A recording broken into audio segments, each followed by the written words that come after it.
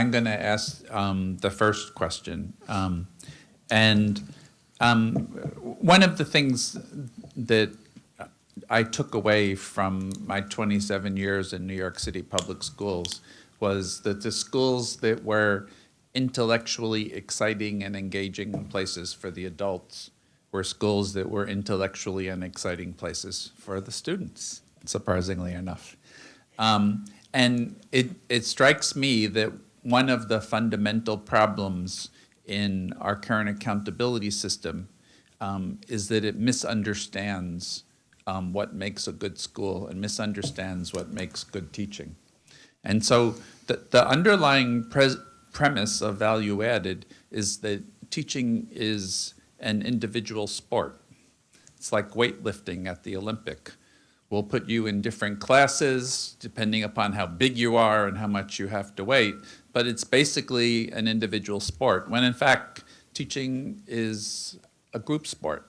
And that the quality of a school culture, the extent to which teachers are engaged with each other, the extent to which they have time and space to work with each other to prepare lessons, all of that is what is fundamental to the quality of the education that students get. So my question to the panel is, what do we have to do to change accountability to reflect the fact that education is a social enterprise, not an individual enterprise?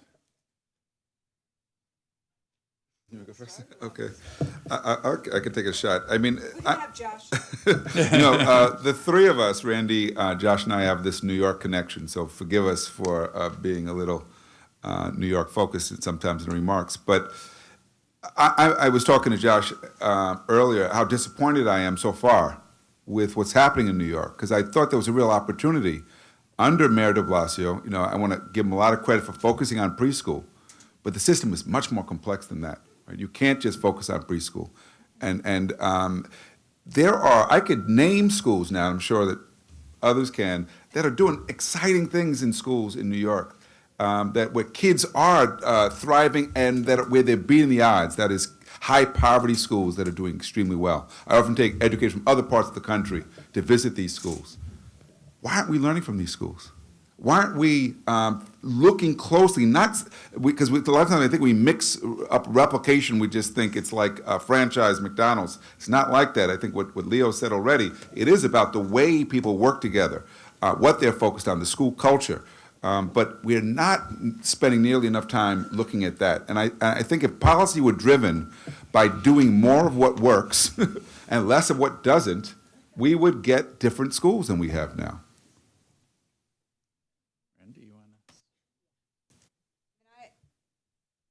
I totally agree with what both my colleagues have said in terms of all of us basically said the same thing, but look at it through very different lenses and use different words. But if you deconstruct what we said, it's basically getting to the same points in terms of you build an accountability system around what you're trying to do to help children, not around what a governor wants or what a superintendent wants. It has to be built up from what we need for kids and radiate out from that. And so, and it doesn't, and I think I'm more cynical than my co-teacher here, who taught me a lot about how to teach. I don't think that the accountability system misunderstands, Leo, what schools do. I think that there was a complete, I think it was done that way purposely because of something that Pedro said and something that Josh said. Look at Josh's chart. It's pretty complicated. You actually have to know what you're talking about to manage a school. You have to know a little bit about education of children, instructionally and socially and emotionally. And you have to know a lot about how to manage people and how to manage a system. And that's not easy. Take even in terms of managing classrooms. A teacher is a manager of somewhere between 15 and 30 children. And children are not managed easily for any parent in the room. So multiply that. So what's happening is that so Leo's right that this is a more collective institution in a country that these days pivots away from collectivism to individualism. And so that's one issue. But more to the point, it's this notion of it is easier to define accountability and school success based upon looking at an individual English score and an individual math score. That is an easier way to try and create a system. And frankly, I think that is why it's done. Everybody gets that education is important, but it is the way one does it is it's a complicated endeavor. And so it's harder to actually define in 140 characters or in a soundbite what that accountability system should look like and what it means and how to create and capture those nuances.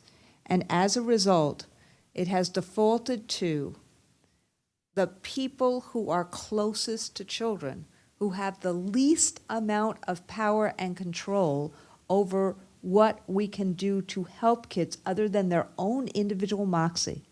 It has redounded to individual teachers and individual parents being totally responsible. Last thing I'll say is this. I do think you can change it. And I think you can change it by the way in which Pedro just said, which is we tell stories about success. We lift up success, we paint the picture.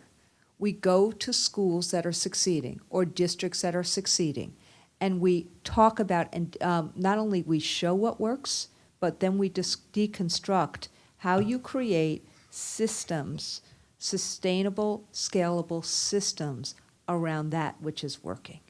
So whether it is a school in Montgomery County or a school in New York City or the 4 districts that I just saw last week in Lowell, Massachusetts and Lawrence, Massachusetts and New Haven, Connecticut and Meriden, Connecticut, we have to lift these places up. They may not be perfect, but lift them up so that people have hope and confidence that when you do the right things all together, the alchemy is there for engagement and excitement, where you have neighborhood schools that are safe and welcoming and collaborative, that people want to be at and they're excited and they explain that to you and you see that with your own eyes. Can I just comment?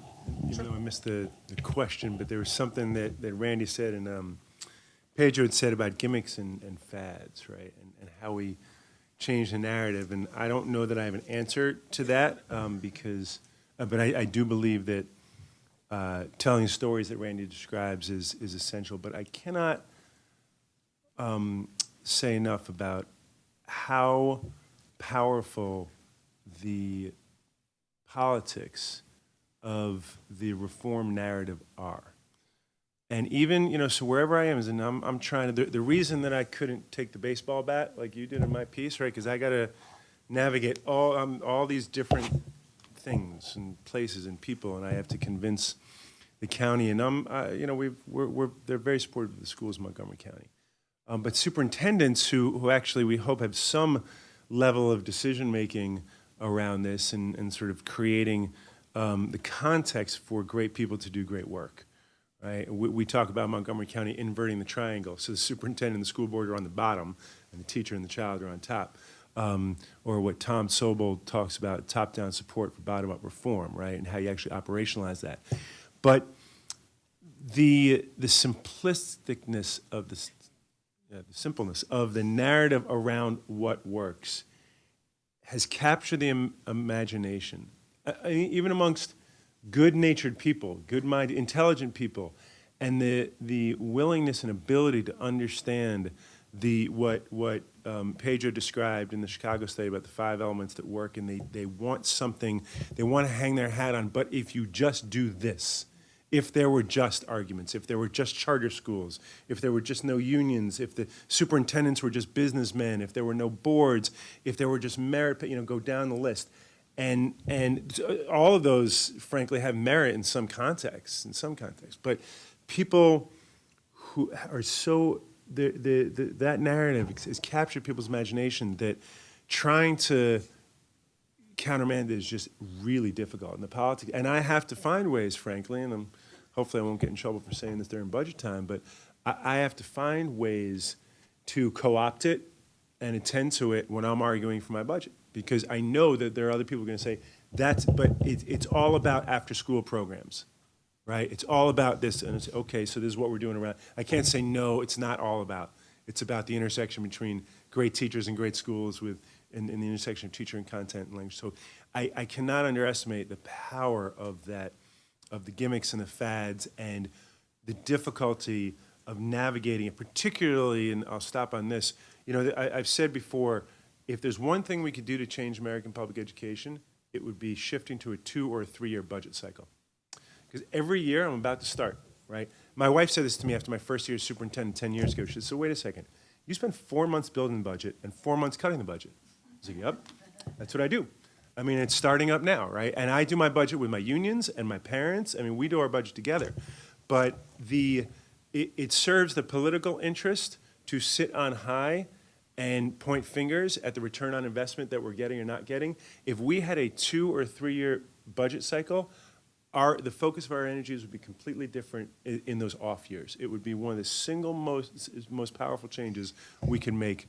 It is not in the interest of the politicians because they want to keep focusing on the fads and the gimmicks and the sexy stuff. But it's something that we could frankly do that would enable us to then focus on the real work. So there's been some mention, I think, in all 3 of your comments about places that do good accountability that work, like the consortium schools in New York City. So the question is, why is it hard to scale up those models, and what must we do to take what are examples of really good accountability done differently and make them more distributed through all of our schools? As a bureaucrat, I think I can answer the question of scale, and I'll tell you a story. So last year, I gave a charge to all my administrators to reduce suspensions, particularly discretionary suspensions. And I had framed my comments at the beginning of the year with Michelle Alexander's great book, The New Jim Crow, and I said, we really have to take this on. And they did. And it was non-negotiable, right? But there were two schools with 2 great principals took very different approaches. They took different approaches. One school with a great new principal, they called in Northwood High School, Mildred Charlie Green's principal, they came up with a model called Q-tip. Quit taking it personally. They realized when they were looking at their data and when they were talking to their kids, the adults were escalating behaviors. And as someone who used to teach severely emotionally disturbed adolescents, or if you're from New York City, size 7 kids in New York, you know that your reactions to kids is the trigger. So they started this Q-tip model, and they brought down their suspensions. Another school, Watkins Mill, led by great Scott Murphy, they call themselves warm demanders, right? And they brought up their graduation rates, and they also brought down suspension rates by saying, we're going to demand a lot from our kids, but we're going to be really warm. We're going to bring them in. I could not scale the Q-tip model. Imagine what the laughter that I would get if I said to all of our principals, and I said, okay, we're going to quit taking it personally. This is the district model. It's non-negotiable that we're going to do the things in here. It's non-negotiable that we're going to bring down suspensions. It's non-negotiable that school teams are going to figure it out. But the model itself has to rest on the school context. And I think the question of scale is this notion that it works well here, so put it there. And that's what works well in one place may not in the other. And we know that our teachers our support professionals, our kids have to be highly engaged, and our families, in figuring out how to get there, right? That can be scaled. You can absolutely scale engagement. What people think of as scale is scale the solution, and that doesn't work. So I think we misconceive what scale should look like. If I could just add, I mean, I think that Josh is right about the challenge of scale and that it's not just about replication. Even KIPP, which has tried to do that, I think, better than any other organization, struggles with it. And they do a lot to train all their people through national systems. But I'll give you a story to illustrate the dilemma. Principal comes to me, brand new principal in New York City, comes to me and says she's having a problem at her middle school with food fights. Kids are throwing food every day. She doesn't know what to do. And so, can I help her? So first thing I ask is, well, why did you come to me? And she says, well, she's afraid of going to the DOE because they'll write her up if she lets them know the kids are throwing food at her school, right? So that tells you, first of all, what's wrong. That the people in charge are not there to help her, they're there to scrutinize and evaluate. So she'd rather just hope that no one knows how bad it is. So I said, okay, I could take you to a middle school not far from you where they never have food fights. She said, really? So we go together, and she's stunned to see kids eating in a civil manner, and she stays and she talks to kids and talks to teachers to find out what happened, what's the secret. Now, could she replicate that? Well, it's going to take work because she has to get a whole lot of buy-in now from her teachers and from her kids about how they're going to do things. And changing the culture is going to take time. So, but going to the school at least gave her a clear vision. It can be done. Because without that, what does she believe? She believes something is wrong with these kids. These kids are damaged. They throw food, not realizing that she's in a sick and dysfunctional environment where that's what comes out of it. And so while visiting other sites does not result in instantaneous change, it can shift the way people are thinking about their work, right? I pointed this out recently. There was a study that just showed recently in New York City, several schools where not a single African-American student scored a proficiency. And I was asked by the Daily News, what does this mean? I said, it means that the educators at schools don't know what they're doing, and they should go visit schools where African-American kids are doing well, because they don't know how to work with those kids. And then I proceeded to name a bunch of schools where that existed. You know, we make it seem harder than it is, you know, and it's not that hard. But when people are experiencing failure for a long time, it goes right to what Josh said. What do? They start to blame. They blame the administrators, they blame the kids, they blame the parents, they blame each other. And where does that take us? Nowhere. So I'm going to use the S's. You have a vision based upon seeing things, site visits, seeing things. There's a whole bunch of strategies to do virtually everything that we're talking about. So you have to learn the strategies. The strategies take support. Then, and you just heard both Pedro and Josh talk about the kind of support to actually implement those strategies. And then you have to take steps to do it. Some of those steps include buy-in. But you cannot just start having a sustainable, scalable system by thinking that this is McDonald's and you're going to replicate the franchise. People are different. The alchemy is different. And that's why, you know, it's not just the politics of whether you could actually get through a meeting and saying Q-tip, right? It's also a matter of people will be different. The buy-in in one school is going to be different than the buy-in in another school. But so that's, you know, in thinking about how to sustain and scale, it's important to say it's not replication, it's sustaining and scaling things that are a vision, and then you do it by having some strategies, supporting those strategies, taking some steps in a very intentional way. And I think that's kind of how you try to do that. Now, the only reason that I actually have thought about those in that kind of way is because a long time ago, Michael Powell, our communications director, said to me, we were about to go into an editorial board meeting. I'm not going to tell you which one. I think it is.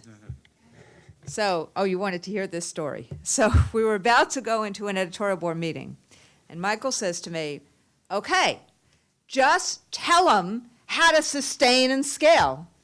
Just tell them, that. And I looked at him and I got very ashen. And I said, Michael, we don't know how to sustain and scale. If we knew how to sustain and scale, we would have been able to mitigate the very powerful narrative of gimmicks and fads a long time ago. Add one thing, though, and this is where international comparisons are helpful. Michael Fullen just did a book comparing London, New York, and Toronto. And he asked the question, how come Toronto has been more successful in improving high-poverty schools than any other city in North America? What's the Toronto strategy? It's all capacity building, right? Capacity building is a framework. It's not a recipe. But it is to say that when a school is struggling, what people like Josh have to do is not apply pressure. They have to go visit the school and say, okay, what needs to happen here to change things? What do you need more of? What do we need to focus on? Maybe you do need a new principal. But we need to focus on the conditions for learning and get that right? And that's not a gimmick, but it is a different outlook and a different approach. Can I make one comment on sustainability, Leo? Sure. And I just want to say two of our mantras are school improvement is people improvement, right? That's what school. If you're not improving people, you're not improving schools. And in terms of, the central office, we always say to serve you well, because that's what we do. To serve you well, we have to know you well, and you got to know their stories. But I do think there is something with sustainability, Randy, that we can look at, which is governance. If you look at all of the different governors of schools, it is so unstable and so rife with politics. I said very clearly when I came to Montgomery County, I really want about 10 years, right? That's what I want. Maybe it's a little longer, right? But 10 is about the right amount of time. You look at what school districts have, that have done well. It's when superintendents stick around for a long time, but also have stable boards, a stable local community and funding, the state legislature. There are ways of thinking about this in terms of governance and all the different forces that come together to pick apart schools. And if you think about, okay, if we can smooth some of those out in some ways, perhaps we can get a little more sustainability through stability. I would suggest would be one way. Good point. Okay. And it's an S. So there is a question that I'm going to broaden a little, but I think it's a good question to ask, which is what is the potential for teacher, family, and student surveys as an accountability tool, and what challenges might there be? And I'd like to broaden that to actually how do we actually involve teachers, families, and students in accountability. I will say one thing about this before I give it to the panel, which is in New York, apparently, they cut class in Social Science 101, where they told them that if you put stakes on a survey, that immediately changes what people are willing to say. And so the one way to make sure that surveys don't work is by connecting it to whether or not your school is closed. Because then everybody, students, family, teachers, will give you the answer that they think you want to hear to keep their schools open.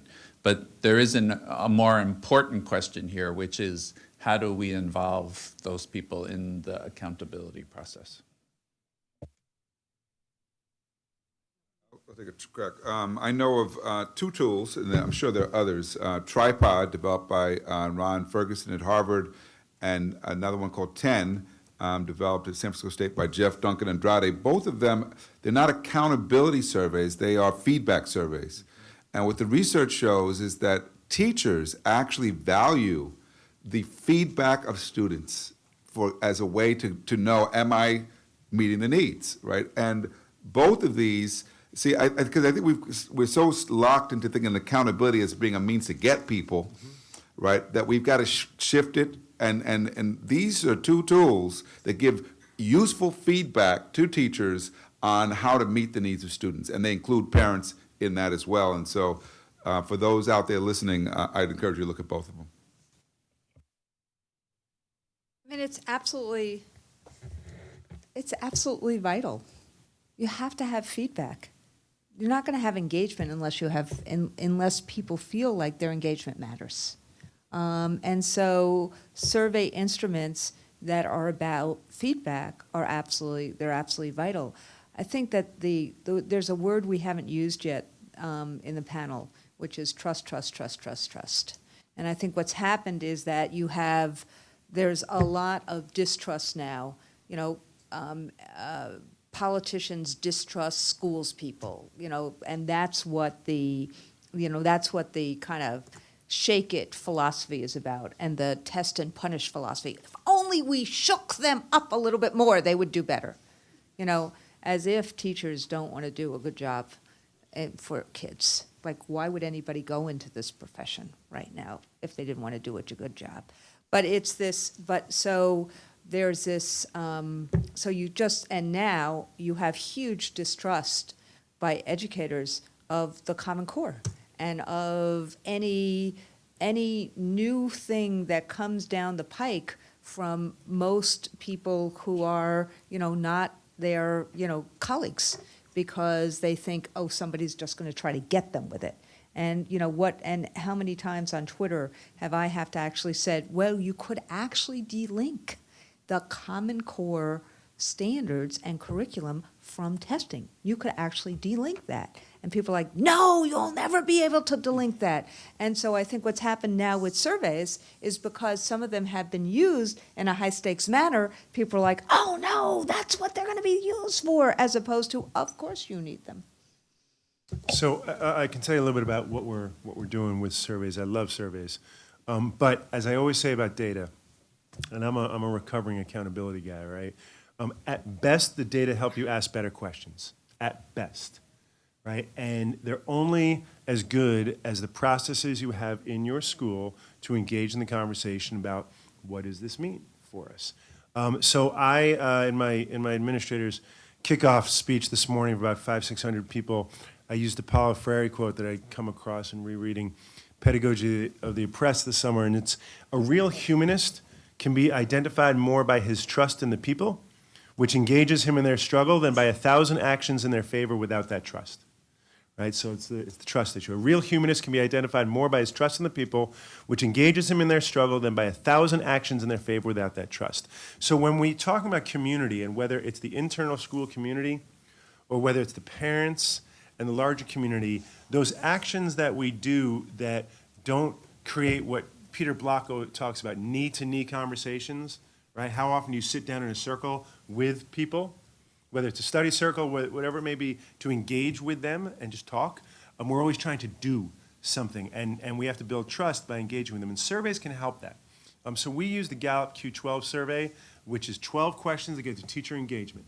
It is a powerful, powerful tool that we can see, are you engaged? Because if you don't have highly engaged employees, you will not get results. Doesn't matter if you're nonprofit, school, or profit, doesn't matter, you won't get results. We also use surveys of hope, engagement, and well-being for our kids, right? Do they have a sense of hope about the world? And again, we don't use this to say, you know, you're good, you're bad. We say, okay, what else is going on? What other conditions exist in the school? It causes us to then go down and look at school leadership team meetings, do observations, say, you know what, there are different ways you can engage people so you can move those numbers up. Our union, we're NEA, not AFT, came to me. We forgive you. Yeah, I know. It's not my choice. We came to us, to me, I'm agnostic, by the way, on that issue, and said, you know, we really want to include student surveys in teacher evaluations. They came to me, right? I mean, it's like a gift when you're superintendent. We want to include, because we know how important student voice is. We're about equity, we're about professionalism. We need to get students. So our new contract, we have student surveys in there. We're trying to figure out how to incorporate the idea of feedback and voice in everybody's evaluation without making it a heavy-handed tool. And then the other piece for us is, in our school improvement efforts, what we've found is the best schools, or the schools that are getting the biggest impact, particularly with our Black and brown and poor kids, are the ones that are using student voice as school communities. So the school improvement teams are surveying, focus groups, whatever it may be, but they're really capturing student voice, as well as all the other data. Test scores, they say, what do our kids say?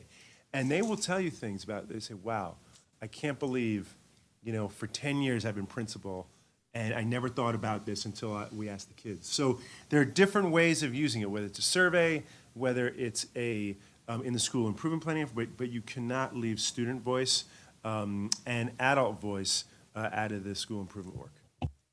So the New Teacher Project tweeted a question because they thought I wouldn't ask it, and I will ask it. And their question. here? No, this came over Twitter. Their question is, what is the role of tenure in accountability? And you can both answer that directly or treat it as a symptom of a certain sort of discourse on accountability. Well, maybe what the question that they should really be asking is, what is the role of teachers in educating children? Because teachers actually, and people are like looking at me like, well, that's elementary and obvious. But what is tenure, this, and let me just say, I was very intrigued that the New Teacher Project, in the last couple of days, actually stepped up to say it is a mistake to eliminate tenure in K-12. We need to fix it, and then they have a lot of ways in which they want to fix it. But that even they have acknowledged that the notion of teachers having a voice and being able to exercise some professional judgment on behalf of kids or for themselves to try new things in classrooms, and to have a job based upon what they know, not who they know, and not going back to the patronage-laden system, all of the reasons why we have K-12 tenure, even they acknowledge that that is important if you're going to have a qualified, fantastic teacher corps for the students in the United States of America. So, having said that, obviously, there is the issue becomes, do you have a real evaluation system that can, assess whether or not teachers are teaching things and whether or not students are learning things, and to make sure that tenure is never a cloak of incompetence or an excuse for managers not to manage, or is just, because of those two things, is presumed to be lifetime employment. It has to be connected to the question of, can an administrator or peers or others, can you actually run a school based upon having, a just cause dismissal statute or, standard? And that's what tenure is supposed to be. So it's a long-winded explanation of saying, of course, tenure has a role, and of course, it cannot be construed as, it's not Supreme Court tenure. It is not a job for life once you get it. I would just add, because obviously this is going to be an issue that's, and already is an issue being debated in many places, that the real question we should be asking is, what is it going to take to make teaching profession something that's attractive to our best college students so that they'll want to stay in it? Not the 2-year model that some are happy with, because I think it takes more than 2 years to become a really good teacher, right? But we want it to be a profession that people will stick with for years, because that expertise means that not only will they become better at what they do, hopefully, with time, but they will also be a support to new teachers coming in. And so tenure's got to be part of it, but I think we've got to look beyond tenure, to look at the conditions of work in schools and what makes that a sustainable profession. That's what we should be focused on.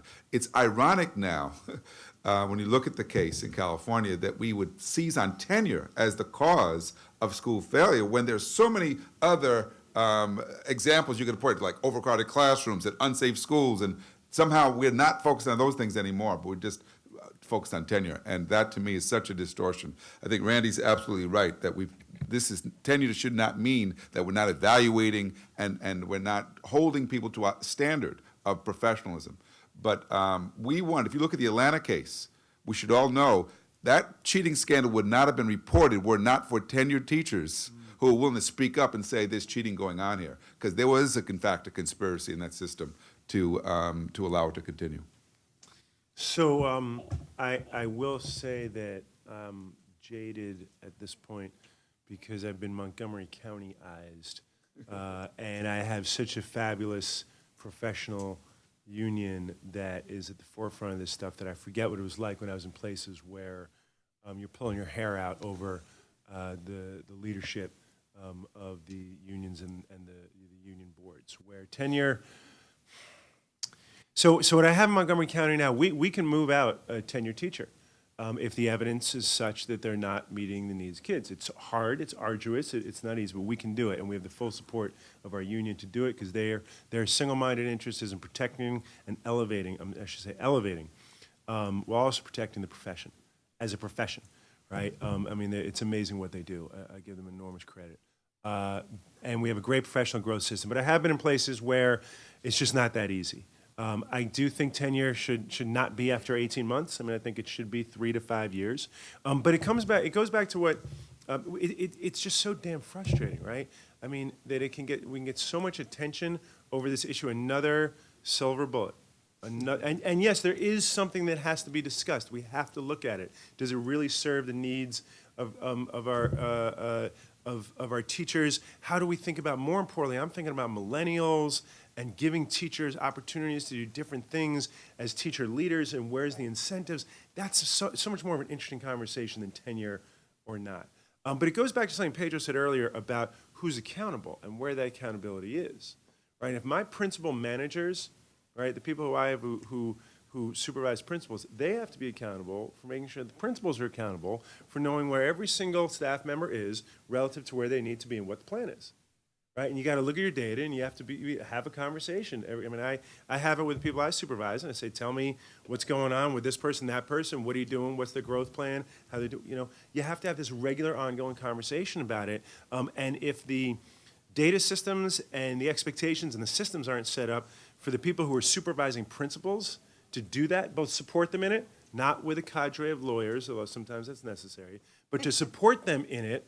Right, and then you can't expect it's going to happen, right? And you got to build those systems.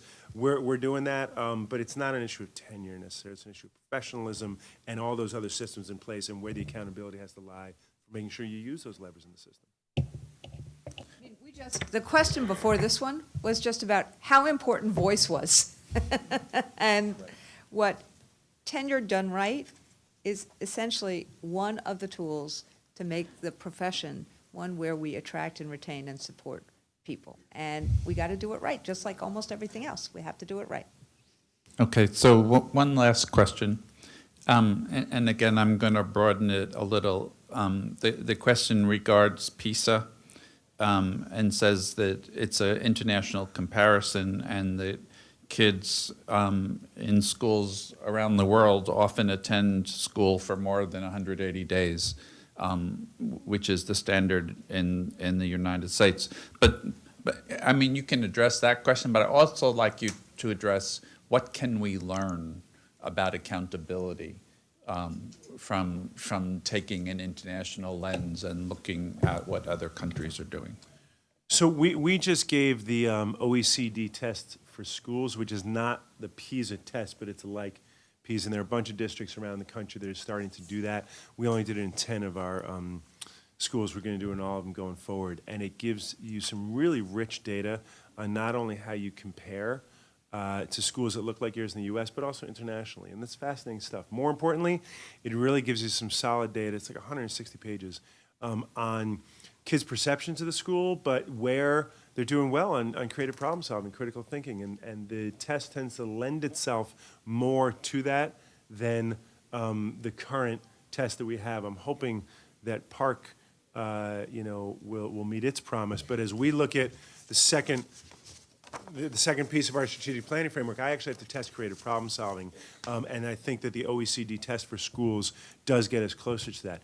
I do think that international comparisons are fair for that matter. I think they have to be contextualized. At best, the data helps you ask better questions, but you want to know what's going on in other places. You want to know what they're doing that we can learn from, what are different and what aren't. I think that what bothers me so much about the conversation around the results in STEM in particular, in China, whatever it may be, but then you look at our economy. Now, obviously, in the last few years, it hasn't done well. There's something in our economy that allows people to be really creative and entrepreneurial and all that, and that's completely disassociated from those results. So, the interesting thing now is all the folks, when I was in China last year, I was hearing that the shift has been from people, from Chinese coming over here and staying here. Now they're coming here to get educated and go back. So I'm wondering how those shifts in the economy are going to happen. But I think those international comparisons are fine. Like, what are we afraid of, right? Look at the data, see what it tells you, and use it for what it's worth. I would just add that when you look at the data, that UNICEF did a study on child well-being, looking at the 25 richest countries. The United States came in 24 out of 25. United Kingdom was the only country behind us. And what it suggests is that most of the countries outperforming us don't have a schools alone strategy for supporting children. They have other systems in place. They have health care. They have support to families. They have parental leave. They're doing more to help families support children. And that's what we're not doing. That's not part of the public policy debate right now. And consequently, schools, particularly schools in the poorest communities, are overwhelmed by the needs of children and families. So I'm all for the international comparisons. I think that, and we've learned a lot, and I think it's actually been, the international comparisons 3 years ago were what started changing the debate in the United States about what is working in a place like Finland or Singapore, and on the instruction capacity building side, and what we can learn from that. And that was really different than what was starting to happen beforehand, which I think Josh talked about a lot in terms of the simplicity of of accountability being the be-all and the end-all. And so, you even though you have lots of places in the United States that were doing what Finland was doing or Singapore was doing, you learned a lot that actually preparing teachers before they became a teacher, actually creating some respect, actually having some common set of standards, was working in a lot of the countries that were, out-competing us. But the other thing you learned, which was really important, was that none of the countries that supposedly outcompete us test every single child every single day, every single moment. I'm sorry, I'm exaggerating a bit, but that's how people feel. And that there are real rich accountability systems that are based upon sampling data. Even when you look at PISA, it's based upon sampling. You look at NAEP, it's based upon sampling. And there are the other kinds of in-school, in-district, in-state kind of assessments that are not testing every child every year, so you can have a data system based upon two different pieces of data. And I think that that's a very important piece that we're learning from that, and frankly, that piece is what's created the opening for us to be arguing about having a different accountability system. And last was Pedro's point, which is that schools in places that outperform us, schools are not looked at in isolation, just like teachers are not looked at in isolation. And that there is an equity strategy. I'm going to end with where Pedro started. There's an equity strategy that is hard for people in the United States to get their hands around, which is that actually kids who have the least in other countries are at least given equal. They may not be given the most, but they're given equal. And there is a strategy around that in schooling, and a strategies around that in terms of other social, emotional, and economic ways that create the opportunity to learn. And once you have that kind of data, it gives us a treasure trove from which to argue. So I would like to thank our three panelists, Randy Weingarten, Josh Starr and Pedro Nagara, I think, for a very rich conversation.